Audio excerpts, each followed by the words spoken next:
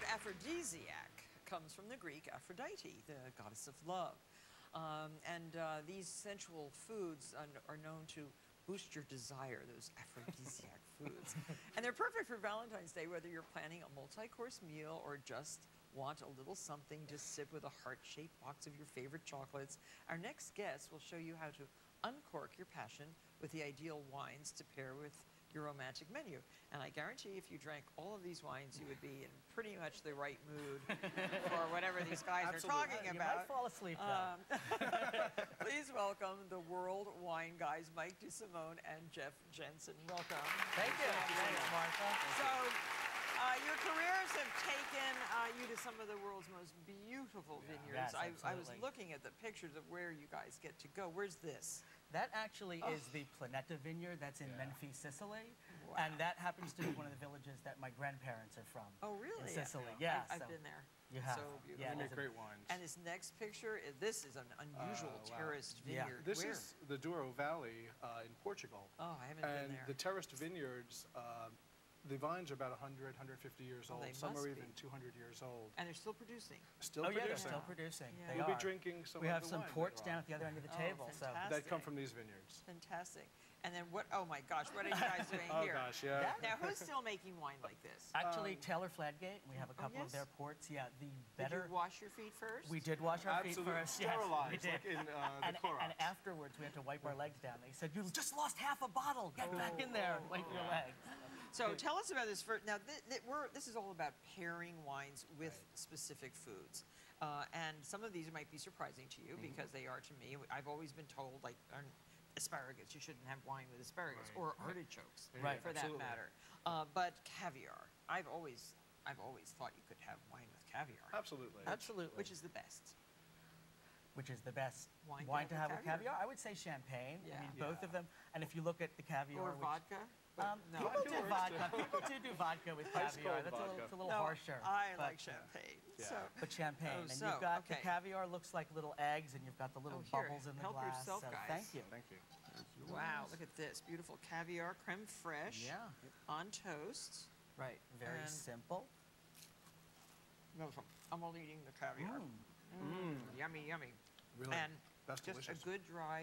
Yes, cheers. This is a Taittinger champagne from the Champagne region of France. Cheers. Cheers. Extremely complimentary. Very nice. Yeah, it goes very well. The nice citrus notes really work with the salty nature of the caviar. And there's a little bit of a bready nature or baked bread, which goes really well with the brioche. With the toast that you put that on as well. Brioche is delicious. Okay. I could eat all of those. And then you brought up the asparagus earlier, which is another. This is something. Right, and you know, we're doing aphrodisiacs, and asparagus actually is loaded with folic acid. Yeah. Well, besides the obvious shape. Besides the obvious shape of the asparagus. I was hoping you would avoid mention of the shape. Somebody had to go there. Let's just say that if your neighbors started their Valentine's dinner with a little asparagus and you overheard them later in the evening, you might find yourself saying, "I'll have what she's having." And so we should be drinking. This is a Sauvignon This is a Blanc. Sauvignon Blanc, which Cheers. Cheers. Cheers every time. And these wines do have very nice herbal, grassy notes, kind of mimicking the flavors of the asparagus. Very nice. Yeah, again, very complimentary. Yeah. Well, the herbaceous notes that come out of the wines from New Zealand really complement the very green feeling of the That's a very nice right. wine, too. Yeah, this is Craggy Range Tomato Road Vineyard. Oh, this is very good. I love it. We enjoy that. Okay, and then we have oysters, another aphrodisiac. Now, why? Yes. Oh, well, oysters are an aphrodisiac because they're high in zinc, and zinc is necessary for testosterone production. So it's rumored that Casanova ate 50 of these a day. Really? Yes, absolutely. So this is a good start. So only mention no. Well, I think no, it it's a good actually thing for everybody. It increases all the sex hormones, actually. Really? So, In women and men and yes. women. Yes, it does. So they say. And we're having a Chablis with this. This is a very silly segment for this. I have a whole day of work to do, guys. Oh, that's great. Wow. The thing that's great about Chablis is that it comes from an area where these fossilized oyster shells are from. Yeah, So the that's why vineyards it goes used to be very in the nice. Jurassic era. These vineyards were under the sea, actually. So when you walk through the vineyards, you'll find Cheers. oyster shells in them. So like, Cheers. oh my Cheers. gosh, this is so delicious. Nice. Well, we I come to love the Chablis. next ones are port wines. Port wines go really well with chocolate. We're going to have a dark chocolate first with a Teller Fladgate late bottled vintage. The cool thing about the late bottled vintage is that it's a very jammy, very fruit forward. Very fruity, but they're still nice and sweet. The fortified wines retain their sugar, Now, so should, you've got should you be good looking for an sweetening there. older Well, we're going to port, have an or- older port with the milk chocolate. Oh, okay. Yeah. So, This is from 2005. Ports are like, you know, you can have them 100 years old. Right. And in fact, they have a new one coming out pretty soon. Yes. I Cheers. had a friend Cheers. who actually had some from the 1800s because her family had owned a ship in those Oh, right. days. So they were shipping them. And yeah. they were shipping them in big casks, and I had that. Oh, Exactly. it was so delicious. Really nice.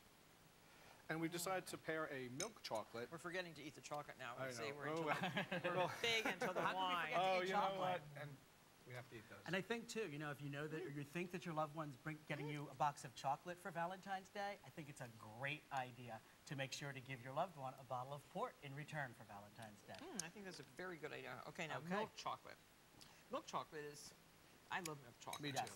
Oh, you do? Okay, good. I like them both, but I have to tell And you, I you'll- like milk chocolate. And you will this- notice that this is a little bit nutty as well. Oh, so what kind of nuts in there? This is, no, I'm sorry, not the truffles in the wine, because the wine has been Kind of like in a barrel for hazelnut. 20 years. and Okay. So, Mike and Jeff actually wrote the chapter on port wine in the Ultimate Wine Companion. And thanks to That book here. Sterling Epicure, you're all going home with a copy, so you'll be wow. able to study all of this yourself. Thanks, guys, very much. It's very